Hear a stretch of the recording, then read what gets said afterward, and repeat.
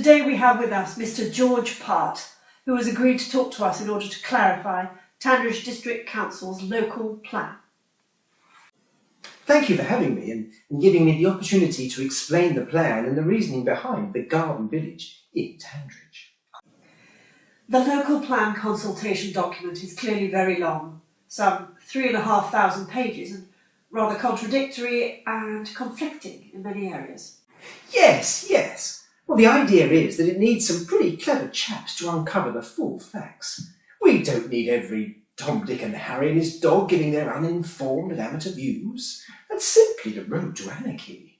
Garden village, rather emotive term. It's really more of a new town, approximately the size of Oxted that we're talking about. Yes, well, that doesn't sound so rural, does it?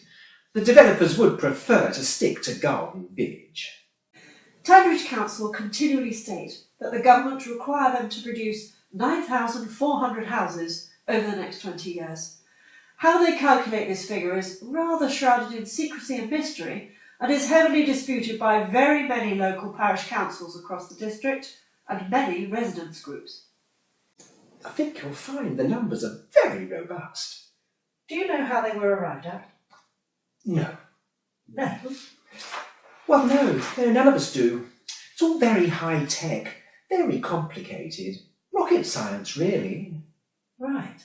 Well, because of recent overbuilding, the 9,400 figure includes very high numbers of inward migration, around 20%, way more than the normal ebb and flow of national levels. Oh, well, what numbers would you use then? I imagine residents would expect Tandridge Council to challenge this unrealistically high level of migration. In simplified terms, the historic increase in population over the past 20 years would lead to a housing need figure of just under 4,000 houses. Oh, no, that's far too simple. Tandridge favour the higher number based on their ambitions as a council. They're really going places. And let us not forget they desperately need the money. Really? Oh, yes. They've relied on new homes bonuses for the past 10 years, and 9,400 houses would help their financial woes tremendously. They've had council taxes frozen for ages and basically need to up the flow on the housing monies. Right.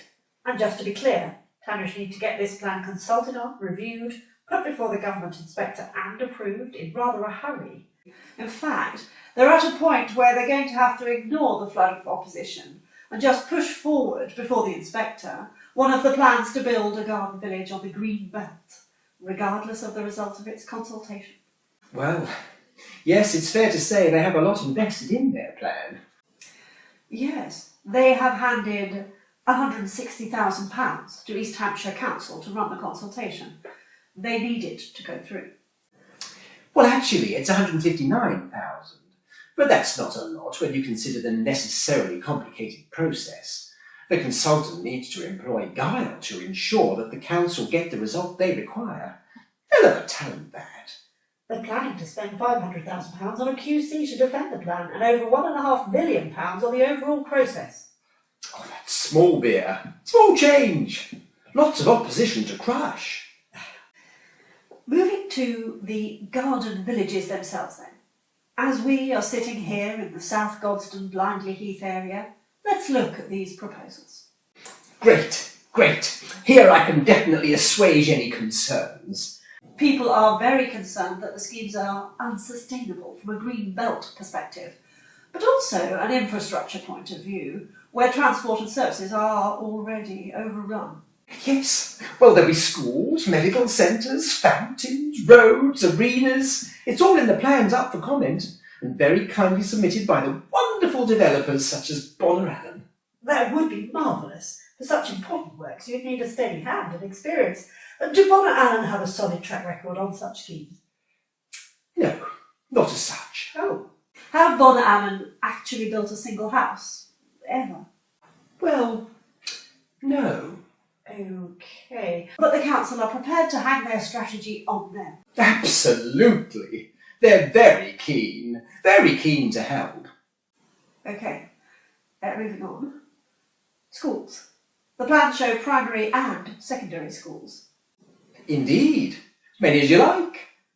The council can 100% guarantee delivery of the schools. Ish. The local education authority would have to agree to it, as they would pay the running costs. Obviously, they have no funds at the moment for such a project, but who knows? Maybe they will in the future.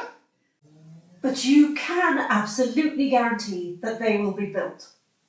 Well, the developers say they definitely can deliver, unless it's unviable. Unviable? Yes, but it's all fantastically viable, unless they can't afford it. Who decides that? Well, they do. And the medical centre? Can Tandridge assure residents that that will go ahead? Not really. Similar problem to the schools. The bonus here, though, is that the land can then be used for more houses. All right. Roads. People are worried that the A22 is at full capacity. Tandridge Lane is a small rural lane and clearly not able to take more vehicles. Let me stop you there. This is where some very special thinking is required. Full-on blue sky thinking. We would make the A22 one way. That immediately gives it double the capacity. Cars going north use the A22, and cars going south use Tandridge Lane. Tandridge Lane? Yes. Very innovative. We'll make Tandridge Lane double layered. Bottom layer, tractors, horses, bikes, walkers, all that rural rubbish.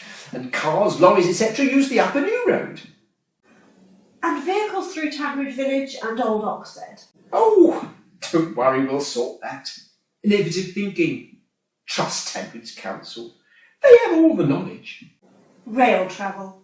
The same innovative solutions. Ah, yes, South Godstone Station. Perfect! We're not too worried that it's going in the wrong direction. People love train travel. There is plenty of evidence that even people living close to South Godstone still choose to drive to stations such as Oxted, as the trains are far more convenient and actually go the right way. Surrey County Council themselves acknowledge this. Well, there's going to be a major upgrade programme to South Godstone that will bring the commuters flooding in. Such as? Primarily, new vending machines. We've seen some plans and they look absolutely fantastic. Apparently the developers have secured a deal to supply 8 different types of Cadbury's chocolate. Surely there must be more to the upgrade. No, not really.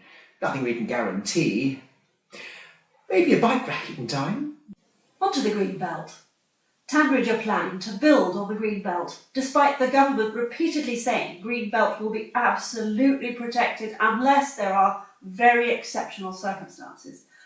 Do you know what exceptional circumstances Tandridge might have identified? Housing? No, that doesn't count as exceptional circumstances. Money? No. Lots of money needed to prop up council budgets? Sorry, that doesn't count either. Oh. And floodplains. Some of the proposed sites are within strategic flood risk areas. Is this sensible planning? Very, very sensible. Might solve some of the transport problems. These residents can use boats, you see. Oh, come on. Lovely wildlife it'll bring to the area. Fish, herons. Okay. Well, finally, we have the issue of employment, or lack of it, in the area. For a plan to be fully sustainable, houses need to be built where employment is both thriving and has the potential to grow. Yes, quite. Well, clearly we will need more undertakers. Undertakers? Yes. With no medical centre planned here, there's going to be an obvious need for maybe extra 7 or 8 undertakers. 7 or 8? That's not many. All right, 20. 20. OK, round it up to 100. Like you're thinking. Big picture stuff. And we'll need traffic wardens. Probably 24/7 at Lingfield, Hurst Green and Oxted stations. Somewhere in the region of 200 or so, I'd say. Then, with the quite frankly crap quality of the mass house building, we'll need 300 or so men to do all the snagging works. That's 600 jobs just for starters. Well, thank you, Mr. Part. That's all we have time for, but I'm sure you will have laid many people's concerns to rest. Did I mention the 6 extra jobs it cost us? Good night.